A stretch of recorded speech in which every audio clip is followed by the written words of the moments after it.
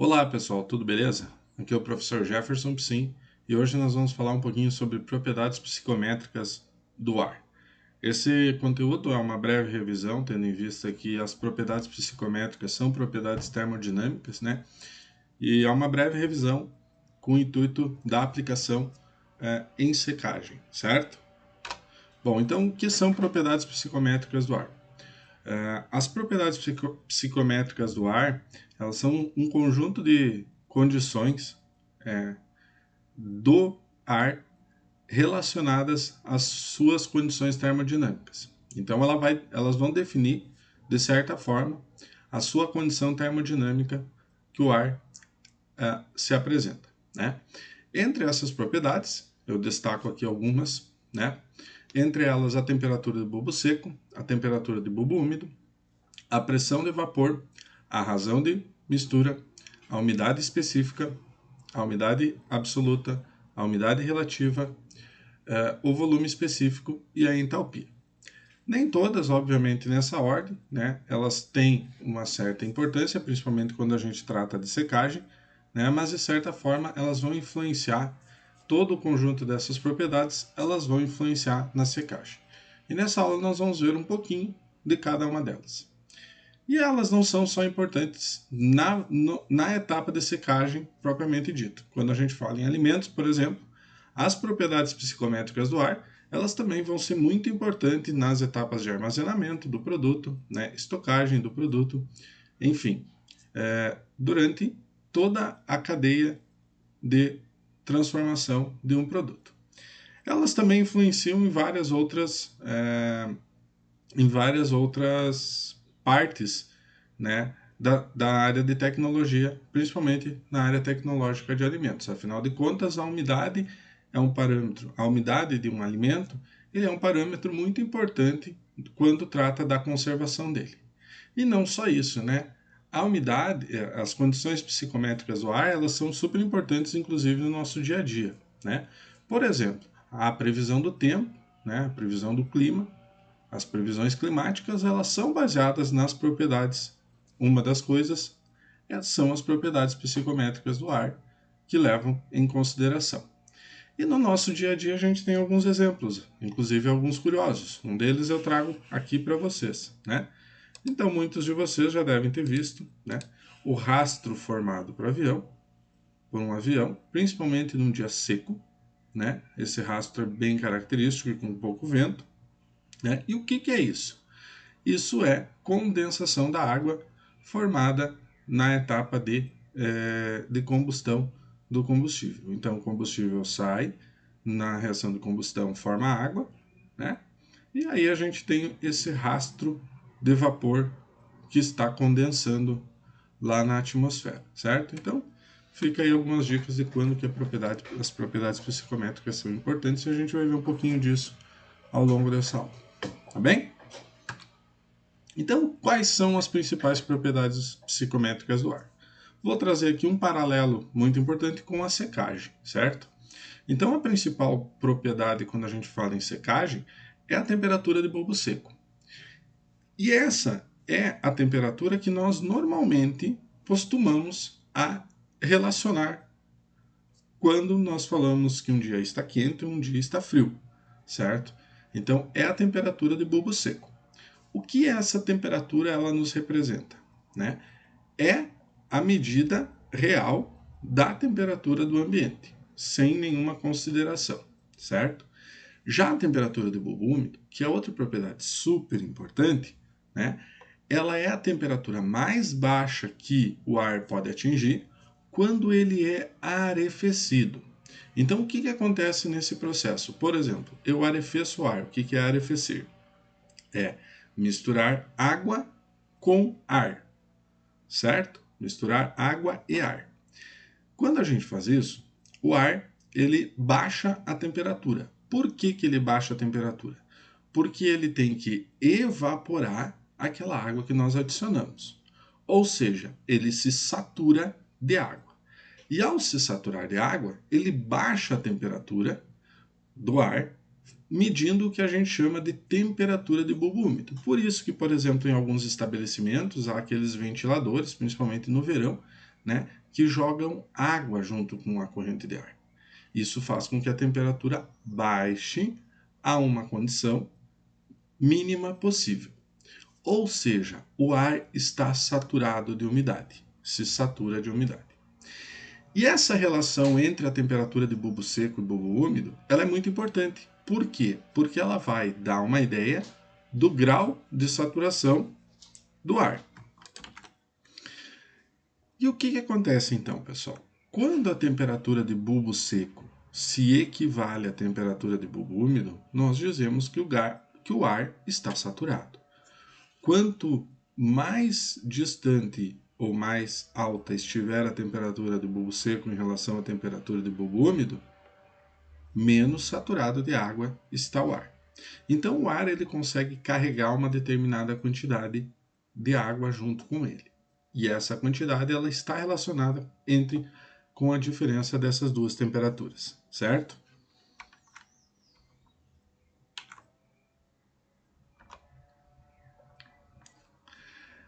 A temperatura de ponto de orvalho é uma propriedade super importante quando o ar, com uma certa quantidade de ar, é resfriado. Quando a temperatura do bulbo seco atinge a temperatura de ponto de orvalho, nós temos a formação de orvalho, ou seja, a condensação do vapor de água presente no ar. Tá? Então, essa propriedade ela vai ser importante, por exemplo, num processo de estocagem por refrigeração. Por quê? Porque se formar vapor de água condensado dentro de uma embalagem resfriada, né, por exemplo, nós podemos ter ali uma fonte de reprodução de micro-organismos e decomposição de um produto. Tá? Já a pressão de vapor ela é uma propriedade associada ao peso exercido pelo vapor de água presente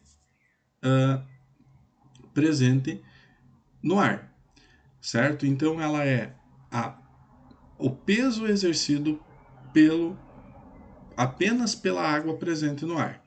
Então suponhamos que no ar tem 10% de água, certo? Se nós pegar o peso total desse ar, certo? 10% desse peso está relacionado à pressão de vapor. Obviamente, por unidade de área, né? Esse peso por unidade de área que é o conceito de pressão, certo? E também ele vai estar associado com a umidade do material, tá? Já a razão de mistura, ou também em alguns pontos pode ser chamada de umidade absoluta, tá? Representada aqui pela letra W, tá? Ele relaciona a massa de água presente no ar e a massa de ar seco em um determinado volume. Então, por exemplo, em 1 metro quadrado, né, eu tenho 1 kg, 1,2 kg de ar, mais ou menos, né, e eu vou ter lá 20 gramas de água. Então, 20 gramas de água por quilograma de ar seco representa a nossa umidade absoluta ou razão de mistura, como algumas literaturas preferem usar. Tá? Temos uma propriedade que ela é muito conhecida no nosso dia a dia, que é a umidade relativa, certo? E o que diz a umidade relativa? Ela está associada com o grau de saturação de água presente no ar, certo? Então, esse grau de saturação, ele está relacionado com as pressões de vapor, certo? Então, supondo que a pressão de saturação em uma determinada condição da água seja 5 kPa, certo? Ali a 25, 30 graus Celsius, ela é mais ou menos 5 kPa. E nós temos no ar uma pressão de vapor definida anteriormente, né? Como nós definimos anteriormente, de 4 kPa. Ou seja, se eu pegar 4 e dividir por 5, vai dar 80, 0,8, né? Ou seja, essa é a minha umidade relativa. E o que acontece quando a umidade relativa atinge 100%? Então, a pressão de vapor se iguala à pressão de saturação. E quando a pressão de vapor se iguala à pressão de saturação, nós temos as duas fases, a fase vapor e a fase líquida. Ou seja, nós temos o fenômeno que nós conhecemos como chuva, certo? Então, sempre a chuva ela vai acontecer em dias em que a umidade relativa do ar está próxima a 100%, né? Lembrando que, obviamente, a chuva se forma na atmosfera. Então, lá na atmosfera, a umidade relativa do ar ela vai estar próxima a 100%, e aí tem o fenômeno de chuva. O volume específico, né, é o volume ocupado por unidade de massa de ar seco, certo? Então, ele também leva em consideração nesse volume a quantidade de água presente no ar, porém é por quilograma de ar seco. Sempre as propriedades psicométricas elas vão estar relacionadas por unidade de ar seco. Tá? A entalpia, e óbvio, o volume específico, ela é importante para saber, né, qual é o espaço ocupado por determinada quantidade de ar, mesmo que esteja úmido. Né? A entalpia, por sua vez, né, ela está relacionada com a quantidade de energia necessária para mudar uma condição do ar. Por exemplo, eu pego o ar, a condição atmosférica, e resolvo a condição normal, né, 25 graus Celsius, e resolvo aquecer ele a 75 graus Celsius para realizar uma secagem. Né? Então, ao aquecer, eu tenho que lembrar que eu não estou aquecendo apenas ar, eu também estou aquecendo água presente naquele ar originalmente, certo? Então, ao aquecer água, né, junto com ar, a quantidade de energia necessária não é simplesmente o valor do CP do ar multiplicado pelo ΔT, porque eu também tenho água junto. Então, a entalpia é essa propriedade que vai medir a quantidade energética no ar. E como que se correlacionam todos esses dados, certo? Todos esses dados eles vão se correlacionar através de uma carta.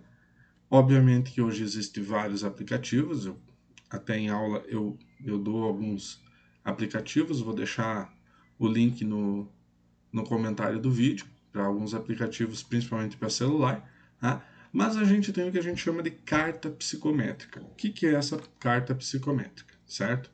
É esse diagrama aqui que eu estou mostrando para vocês, onde ele reúne todas as informações necessárias do ar de secagem, certo? Então, para exemplificar, nós vamos pegar aqui um ponto, quais são essas unidades, quais são essas propriedades. Nós vamos pegar um ponto, tá? Aqui, ó, o ponto é um ponto com temperatura de bulbo úmido de 24 graus Celsius, temperatura de bulbo úmido de 24, de bulbo seco de 24 e de bulbo úmido de 17. Por que as temperaturas são as mais fáceis de serem medidas? Como que eu meço a temperatura de bulbo úmido, né? Já que a de bulbo seco é simplesmente pegar um termômetro, né, e fazer a medida direta. A de bulbo úmido eu faço através do arrefecimento, ou seja, eu coloco o bulbo do termômetro, se for um termômetro de bulbo, se for um termopar, então eu coloco ali a pontinha do termopar, em um contato com uma mistura de água e ar. Normalmente eu faço isso através de um cordãozinho, um chumaço de algodão, que se mantém umedecido e em contato com o ar. Arrefecido, então, né? Já que ele está umedecido e em contato com o ar. Então, normalmente o que eu tenho de medidas é a temperatura de bulbo seco e a temperatura de bulbo úmido. E aqui eu peguei um exemplo, 24 e 17, um dia comum, né, de primavera ou de outono aí, né? Então, sempre em condições termodinâmicas, eu conhecendo duas propriedades, eu consigo encontrar todas as demais propriedades, certo? Não é diferente para a secagem. Então aqui nós temos a condição que nós falamos aqui, está ali naquele pontinho. Como é que eu chego nela? Esses diagramas eles variam, mas normalmente eles são apresentados assim. Aqui no eixo X eu tenho a temperatura de bulbo seco, dry bulb temperature, tá? Aqui está em graus Celsius, tá? E aqui, ó, eu tenho a temperatura de saturação. O que é a temperatura de saturação? É a minha temperatura de bulbo úmido. Tá? Então eu vou aqui, ó, 20, 21, 22, 23, 24. No material de apoio vocês têm a carta psicométrica impressa, ela tem uma resolução melhor do que essa aqui que eu estou mostrando para vocês. Então está aqui a temperatura do bulbo seco, 24 graus Celsius. Subo com uma linha perpendicular, tá? Então todas essas condições são 24 graus Celsius, né? E vou aqui na temperatura de saturação, então eu tenho 5, 10, 15, tá? E aí vocês vão observar que essas linhas aqui, ó, tá? Essas linhas aqui, ó, elas são na diagonal, tá? Elas não são retas, tá? Então elas estão aqui na diagonal, tá? Estão aqui na diagonal. Então 15, né? 16, 17. Então tá aqui o meu ponto onde essas duas linhas se encontram, tá? Então aqui é a minha condição termodinâmica, tá? Que eu tenho o ar de secagem. Como que eu vou descobrir a umidade relativa, então? Que o R, tá? Umidade relativa, o R. Alguns autores mudam aqui, usam com H, enfim, mas eu não uso H porque senão confundo com entalpia, tá? Então aqui, ó, nessas linhas aqui, ó, relative humidity. Tá? Então eu começo aqui com a linha de 10%, a linha de 20%, linha de 30%, linha de 40%, linha de 50%. Vejam que essas linhas aqui, ó, elas percorrem uma exponencial, tá? Uma exponencial, tá? Então tá ali bem em cima da linha de 50%. Mas professor, se o ponto fosse, vou pegar aqui em cima, por exemplo, fosse entre uma linha e outra, tá? O que eu faço? Interpolo isso aqui lá pela regra da alavanca, né? Então, se aqui eu tenho uma diferença x, e essa diferença está relacionada a 10%, até aqui eu vou ter uma diferença y, né? Um espaço y relacionado a x%. Tá? E aí eu consigo saber o valor. Pela carta psicométrica, como eu falei, tem alguns aplicativos que dão isso com bem mais facilidade. Então, tendo aqui o ponto, eu já descubro que a minha umidade relativa é de 50%. Tá? Então, a linhazinha em azul, tá? Marquei em azul. Agora, o próximo ponto é da razão de mistura ou umidade absoluta, ou seja, quantos quilogramas de água tem por quilograma de ar seco, tá?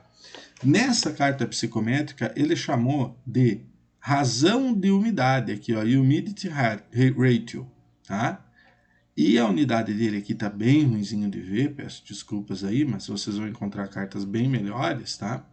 Tá aqui em gramas, tá? Em gramas por quilograma de ar seco, tá? Como que eu faço para descobrir esse parâmetro? Então, eu vou pegar lá do meu ponto, da minha condição termodinâmica de origem, e vou vir na horizontal, perpendicular a esse eixo aqui, y auxiliar, né? Tá? E vou dizer aqui, olhar aqui, então aqui eu tenho 8, aqui eu tenho 9, aqui eu tenho 10, então mais ou menos 9,5 gramas por quilograma, tá? A entalpia ela é interessante, porque a entalpia ela tá muito junta da linha de temperatura de bulbo úmido, tá? O que isso quer dizer, tá, gente? O que isso quer dizer? Isso quer dizer que um processo de umidificação ele tende a ser um processo isoentálpico. Então, sempre que eu tenho um processo de umidificação, eu tenho uma entalpia constante. Por quê? Porque o ar baixa a temperatura, porém ele baixa a temperatura devido a um fluxo de massa de vapor para ele. Então, a mesma quantidade de energia que baixa a temperatura vai ser similar à quantidade de energia transferida junto com essa massa de água que evaporou. Então, sempre um processo de vaporização, né, melhor termo usar é vaporização, ele vai ser um processo, ou de umidificação do ar, ele vai ser um processo isentálpico. Óbvio que a água tem que estar em condições semelhantes ao do ar, né? Se eu precisar aquecer a água para ele evaporar, deixa de ser isentálpico, tá? Então, olhem aqui, ó, partindo do ponto, né? Pegando aqui a mesma reta, a mesma direção aqui da temperatura do bulbo úmido, tá? E indo aqui em cima, eu tenho a entalpia. E vejam que, de novo, a entalpia é em kJ total, quantidade total de energia, por quilograma de ar seco, dry air. Vocês estão vendo, em todas as cartas vocês vão ver, por quilograma de ar seco, tá? Então, sempre a propriedade está relacionada por quilograma de ar seco e não por quilograma de ar úmido. Então, aqui nesse caso, nós temos 40 aqui, nós temos 45 aqui, eu tenho 5 traços aqui no meio, então vai dar... desculpa, era 40 e aqui é 50, né? Então eu tenho 5 traços, então é de 2 em 2, 48 kJ por grama ou kilojoules por quilograma, tá? Por fim, nós temos o volume específico, né? Volume específico, propriedade relacionada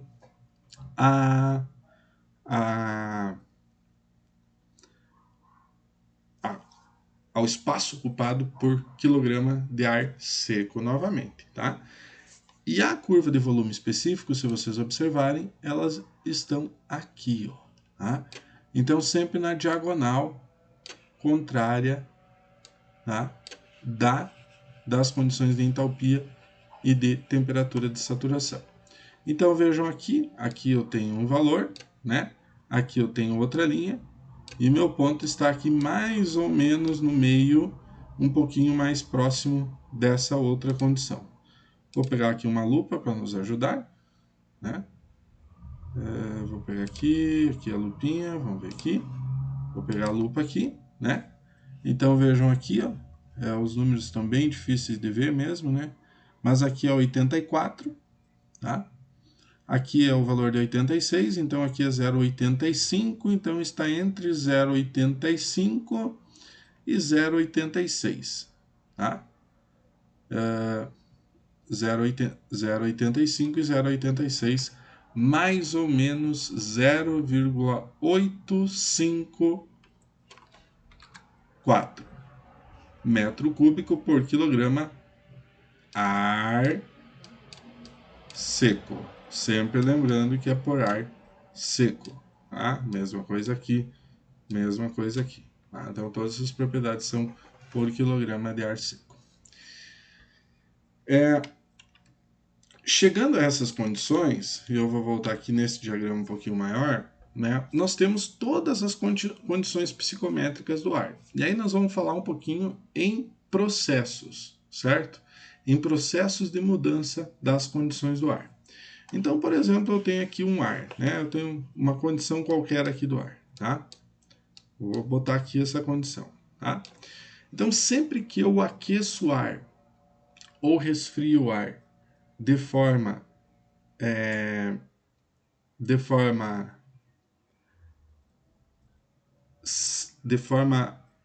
fechada, ou seja, sem haver transferência de massa, seja essa transferência de massa de água, né, para dentro ou para fora do meu volume de controle, certo? Eu tenho uma condição em que a razão de umidade não se altera. Por quê? Porque se o sistema está fechado, eu não tenho água entrando para dentro do meu sistema ou água saindo para o meu sistema, e eu aqueço esse sistema, tá? Então vejam que quando eu faço isso, o que eu estou fazendo, tá? Eu estou elevando a temperatura do ar ou reduzindo, então aqui no caso um aquecimento, né? Vou pegar aqui outra cor. Ou um resfriamento, tá? Sem alterar a quantidade da razão de mistura. Então aqui é aquecimento e ali resfriamento, por uma nova condição termodinâmica. Então vejam que nessa condição termodinâmica, a razão de mistura permanece constante, né? Ali na condição que eu peguei, 4 gramas por quilograma de ar seco. Tá? Porém, a umidade relativa, que antes era de 40%, baixou para 10%. E por que aconteceu isso?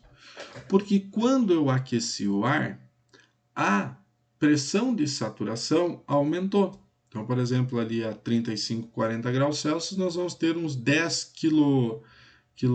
quilopascal de pressão de saturação. Por consequência, se a umidade relativa representa a relação entre a pressão de saturação, a pressão de vapor e a pressão de saturação, a pressão de vapor permaneceu constante, enquanto que a pressão de saturação da água aumentou. Por consequência, a umidade relativa baixou. Isso é o que acontece, por exemplo, o fenômeno de resfriamento, isso acontece quando tem aquelas bombas d'água, né? Principalmente no verão. Nós temos um dia muito quente, né? Entra uma massa de ar frio, né? Cai a temperatura do ar, cai de forma acentuada a temperatura do ar, baixa a pressão de saturação, aumenta a umidade relativa de forma rápida e nós temos aquela bomba d'água, principalmente no verão. Por que isso não acontece no inverno? Porque normalmente no inverno as temperaturas já estão baixas, né? Então a chuva acontece de forma mais lenta, tá? É interessante observar que quanto mais alta a temperatura, observem aqui, ó, por exemplo, se eu pegar aqui numa condição de inverno ali, 10, 15, 12, 13 graus Celsius, né? Eu consigo ter no máximo 10 gramas de água por quilograma de ar seco, né? Agora eu pego num dia de verão, por exemplo, hoje que eu estou gravando essa aula, está batendo 32 graus Celsius lá fora, tá? Então eu vou pegar aqui o 32 graus Celsius, tá? Vejam que aqui em 32 graus Celsius, a quantidade de umidade do ar pode dobrar. A quantidade de... Desculpa, ser multiplicada aqui por 7, pelo menos, né? Então passou, eu achei que era 10 para 20, não, é de 4 para 28. Então 7 vezes mais água no ar. Ora, se eu pego nesse dia aqui, eu tenho muita água no ar e resfria, o que eu vou ter?